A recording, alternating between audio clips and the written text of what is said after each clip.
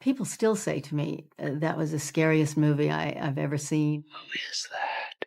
I think the fascination with ghost stories is that we love to be scared. It's easy to get into spooky stuff. It's just as natural as breathing. It was a revenge story.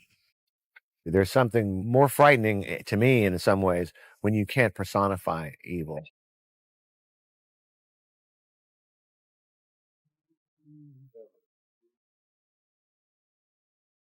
The one, the only, the classic Halloween. I remember Halloween being the most frightening film I had ever seen. And I think the reason it was terrifying is because the audience was always, they were with the killer. They knew what was coming. And so you were waiting. You were just on the edge of your seat. It was an amazing first time. We were kids. I wrote it for free. John wrote it for free. I produced it for free. John directed it for free. I mean, it was a labor of love. Halloween came out, and it didn't get very good reviews. It kind of got, everybody said it wasn't very scary. It's a turkey. And I thought, Deborah called me when I was shooting Elvis in Nashville. We were on location. She said, this one didn't work. So I had kind of written it off, and then weeks later, a month later maybe, Bob Ramey from Abco Embassy came to pay a visit on the set and wanted to do a 2-picture deal with me over there. And based on the success of Halloween, I didn't know what anybody was talking about. What is everybody talking about? What success? I thought we bombed. Halloween got re-reviewed by the Village Voice, and kind of a very positive review. And all of a sudden, not only was the movie making money, but I was a sort of second-rate tin pot Hitchcock, which was absolutely not true, but that's what they were saying. Halloween became this independent filmmaking phenomenon. Halloween, until Blair Witch Project came out, was the most successful independent film in history. It cost $320,000 to make and grossed $55 million. Halloween gave John and myself credibility immediately. It became a cult classic immediately. John and Deborah just lit up like a firecracker. They just became hot as they could be. They delivered this home run right out of the park with Halloween. And so everybody wanted a piece of that. Everybody wanted to be a part of that and see what they come up with next. They definitely wanted to follow it up with another scary movie, to sort of plow that same field. I think they wanted to be sure that it was a very visual and a little more, I guess you might say, classy type of project. I don't think they wanted to do another knife picture. And they hit upon the notion of a real old-fashioned ghost story. It's not like John and I said, let's go do a ghost story. We happened to be in Stonehenge. We were over in England, and we took a trek down to Stonehenge. Out in the distance, pulsating in the fields and in the bogs out there, was this fog bank, and it was pulsating as if there was something in it. And John said, what do you think's in that, in that fog? It was a very overcast, kind of a typical British day, and there was a fog bank sitting out there. And it just seemed like a great, eerie kind of situation. And then when we started writing it, we went back to the old thing of revenge. I think ghosts exist because there's something about their death that keeps them going and keeps them sort of in an altered universe. And most of the time they come back for revenge. Well, for me, the fog really goes back to a comic book series that I loved back in the 50s called EC Comics, Tales from the Crypt, The Vault of Horror. And they always had these rotting corpses rising up and getting revenge on somebody. Well, there's a real story that took place in Goleta, California at the, 1800s. Literally, it's the fog. They were bringing in gold, and they put bonfires out on the beach to bring the ships in. By the town hijacked it. Ship crashed, they took the gold. I mean, that's out of history. And it was a great trick, lure people to their deaths. And I thought, what a great revenge story. While Halloween was about evil, even though there were evil aspects of the fog was much more supernatural. And I think what we tried to do in Halloween is we tried to explain evil in a human as opposed to the revenge in ghosts. And so there were very, very different themes to the films. And so therefore, because they're different themes, they have to look different and they have to be shot differently. And they were stylized in very, very different ways. We're not building you up the same way as we did in Halloween. We're not trying to to get you to be frightened of the same things. It's somewhat different. We were probably drawing on a lot of the classic sort of ghost stories as opposed to horror and slasher. I think The Fog was very sort of literate in that sense. Didn't rely on the usual scares.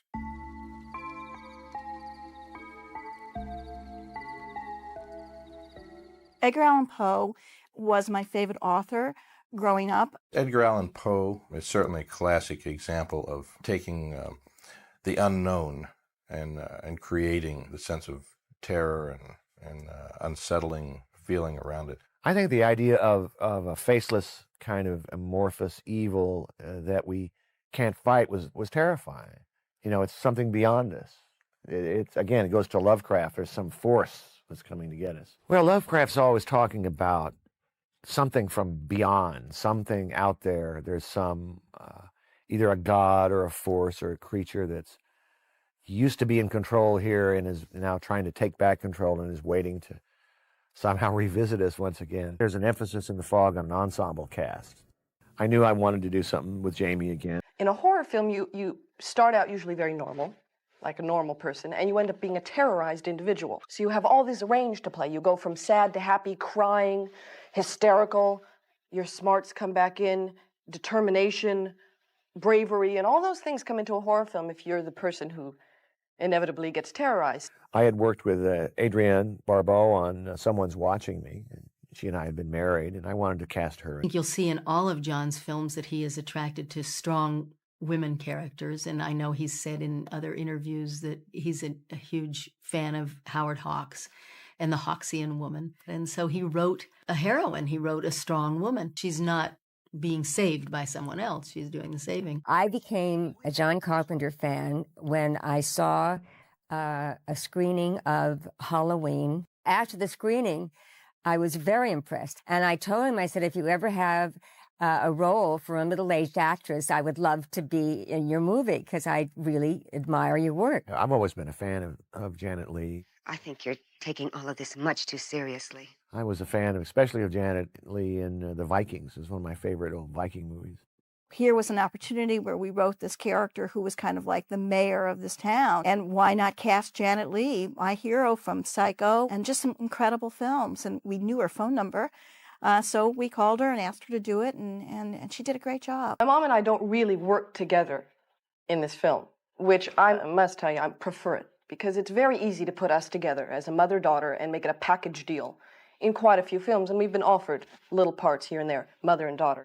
I would much rather work with her maybe in a film, but I'd rather save that one time that we worked together for a really terrific project. For the priest, I think we needed to have somebody who was very sober in terms of his realization that he had kept the secret and he'd hidden it from everybody. And so I think Hal Holbrook is a brilliant character. He's Mark Twain. And I think to have Mark Twain have that evil side to him, that sort of negative side to him, for me was very exciting. He was really scary. And my responses were, I mean, it was for real. The interesting thing about shooting John Houseman was that we shot that scene, which is around a campfire on a soundstage. My God, it was a fire. We set up this sort of fake little campfire, brought John Houseman in for a day. We're in our 20s, our late 20s. We're filmmakers. We're on our second film, and he was such a gentleman. And he's from the old school. And he validated, in many ways, the process that we were making the movie The Fog. John has a very dark side. There is, that duality in John that I think is thematic in every film he ever does. John is a storyteller using visuals. His great strength when I began working with him was the revelation that he really cared about the camera and storytelling with that. John's filmmaking is a study in how to keep it simple. He doesn't allow the tendency that many filmmakers have to indulge themselves or get involved in a fancy shot or pile it on. Really focuses in on what's the point at a given moment. What am I doing here? Am I about to scare somebody? Am I trying to convey tenderness in this moment? He really tries to keep it quite simple. I think it's a great secret.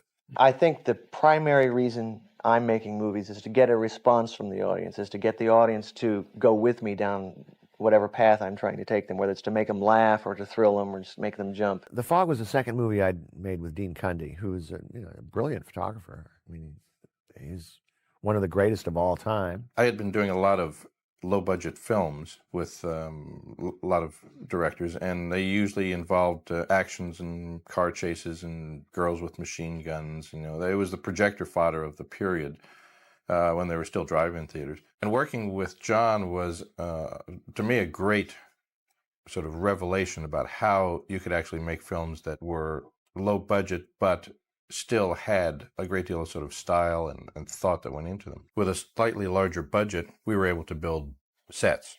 And most of the low-budget films I had been doing previously, we were always limited to shooting in locations, which was, for me, a great training in how do you work in small spaces, real locations and so forth, and make them look like something. It was a great experience to take the lighthouse, for instance, and instead of having to shoot so high off the ground as the real lighthouse was, to actually have it on a stage and be able to control the lighting and to create the moving light that we needed at night to be part of the mood and the style of it, which would have been impossible perhaps had we been shooting in a real lighthouse. I think the use of the anamorphic panel vision widescreen format is something that John really insisted on. And when you have very, very little money and you're composing for this huge wide screen, it actually looks like you have a bigger than life movie. And I think also too, with the ensemble nature of The Fog, it was really great because you can compose multiple heads. The 2:3:5 aspect ratio, the anamorphic ratio, to me is always one of the most interesting. Once in a while it's a handicap, but most of the time when people complain, well, the film it's so wide you can't shoot a close-up in it. What they're not doing is figuring out how to use the rest of the frame to help tell the story. You can do things to shoot a close-up in anamorphic and yet still embellish the frame with either other aspects of the location, the set, or whatever in the side of the frame. It's more how we see as people. We were able to go and shoot, for instance, the lighthouse on the cliff and really create the loneliness feeling about it. It wasn't about just a lighthouse in the middle of the frame, but also about the scenery and the California coastline where we were working. Parker! We shot the movie in Inverness, California, Point Reyes National Seashore. How we found this lighthouse is we went for a trip starting here in Los Angeles, driving up the coast, stopping at every single lighthouse that we saw in California. And when we got to Point Reyes and we saw this location, and it was the second foggiest point in the United States, with Nantucket being the first. I mean, it was just an amazing location. It was difficult to shoot. It was unique. It wasn't that sort of tall, phallic-looking lighthouse that we're all familiar with. And it just lent itself to the movie because we decided to shoot in this location. The movie itself was less claustrophobic than I think Halloween was. We had a lot more daylight in The Fog. There was the ocean. There was all kinds of fun things in it that we didn't have in the first film that we did. To get there, you have to walk down 365 steps or I don't remember the exact amount, but they were a lot. And then you had to walk back up, and it wasn't so hard for the actors, but the poor crew carrying the cameras and everything. And if it was too windy, then they closed the whole thing down. It was a national park. When we talked about The Fog, we wanted it to be sort of a character. How to create it, giving it a sense of life, giving it the ability to move sort of consciously. It's almost like a wall across the east end of town. It had to be sinister and contain an evil force. On set or around the actors, coming down the street, you have what are foggers. I mean, these big machines, and they put out all this fog. And I asked our effects guy, Dick Albane, what's your secret ingredient? He says it's called fog juice. And if you've ever played around a movie set and watched the special effects guys doing their fog machines, either the great big ones or the little bitty foofers, it's just sort of, and it goes like that and it goes away. So try controlling that. What they needed to do in that scene is that I was surrounded by fog and suddenly the fog disappears. But they could blow the fog in, but they couldn't get it out. So John came to me and he said, look, we have to act this scene in reverse, and then I'm going to print it backwards. And he said, the one thing you have to do, aside from getting all the emotions in reverse, is you have to be careful when you blink, because blinking shows up on camera. When we do this technique, it'll look weird. We needed wide shots that showed the fog consciously moving through town and around buildings and down streets and so forth. We developed a technique where we would photograph the city streets and the wide shots of the town, and then we would, on a stage completely blacked in, we would build a black sort of form or shape that replicated the buildings. And then we would photograph the stage backlit with light to bring out the fog that we would then shoot in, and we would use carbon dioxide fog, dry ice essentially, so that it was very low and dense and would creep, and it would move around these black shapes, and that corresponded to the buildings that we had photographed previously. So what we got was a fog that would react to these large buildings but move in a flowing motion, seemingly with purpose. I remember we were in the editing room. I had gone on a holiday, and I came back from Tahiti, and Charles Bornstein and Tommy Lee Wallace were in there, and they'd been cutting away. I said, "How's it going, guys?" And they had these grim faces, and I realized, I think we're in trouble. I didn't have a great feeling about it. I thought that we'd done okay, and John had put, some nice music to it. But it was still... We'd done a final mix, and I watched the movie, and I realized, this doesn't work. There's something wrong here. This doesn't work. After we showed the picture to Bob Remy and the Avco Embassy team, they felt that it really wasn't quite scary enough. They didn't react with the amount of terror that we had hoped. It sucked. It was terrible. And it didn't have an impact, this wasn't any good. And that's a tough time. That was the first time as a filmmaker I had to face that situation. And I thought, hey, you can go cry or you can stand up and be a pro and let's go fix this baby. Let's go get it right. Let's get it better. Let's make it scarier. Let's make it moodier. We felt like we needed to go back in and emphasize certain things that would raise the stakes in terms of the horror and the terror. There needed to be more. There needed to be the obvious threat of life. And that began this madcap process because we were actually not too far from the release date. We'd used up most of our cutting time. And so we sat down and realized we have to go back to work on this. And it was quite something else. And we tore it apart, put it back together again, did some reshoots, did some fixes. I redid some music, redid sound effects in a very, very short time and made our release. So we ended up going back and reshooting and put in more ghosts, more obvious ghosts. If it's extremely close, detail shot in the movie, it was probably shot late in the game. If it's like a kind of shot. The opening montage of the poltergeist activity in town, the car lights, all this opening was created out of nothing. And the biggest was the top of the lighthouse. Our North by Northwest climbing on Mount Rushmore sequence when Adrienne goes up to the top and the ghost is behind her.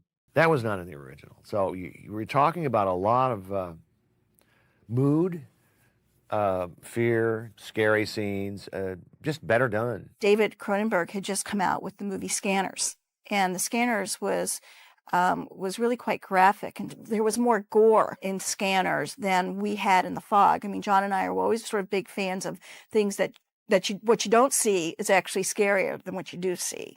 But the idea was that the audiences were getting, they wanted to see more guts. They wanted to see more gore. We put in shots of meat hooks and weapons and body contact. Rob Bottin came in and created who we call Worm Face. You have to create, a film that reacts to the changing sensibilities of the audience. In the original marketing, Jamie Lee Curtis was not on the poster. Jamie was not the lead. In fact, Stevie Wayne really was the lead. But in publicizing the film and marketing the film, because of the success of Halloween, we shot a poster with Jamie Lee Curtis holding the fog behind a door. And that became the symbol for the fog. And that's not exactly how we felt we should publicize it when we first began. Look into the darkness across the water. Look for the fog. John Carpenter's The Fog. What in the living hell is out there? The Fog, I think, was not as well received as Halloween. I think that The Fog has grown. I know that people say to me, The Fog is my favorite movie. I'm always asked, well, did you know at the time it was going to be a classic? And of course not. I mean, no one knows what they're making. I mean, they do the best they can. That you can get a feeling that this is working, or you can get a feeling it's not working, but you can only do the best you can. And we did good. This is $1 million movie. You got to understand. We made some bucks on it. And it was not the big hit that Halloween was. I think then it might have been either ahead of its time or just not what audiences what was on their radar. I think it's since gone on to do fine, over time. I think we should all keep in mind the significance of this night. The audience decides. They can like it and forget it. That's fine. Or they can like it and remember it. And that is obviously what happened with The Fog. It's just endured. The audience that loved The Fog has grown and grown year after year after year. And I think that we're going to find a whole new audiences that will love The Fog as much as we had hoped they would back then. It taught me a lot of lessons about screenwriting and about what kind of movie to make. Mistakes. It was a great learning experience.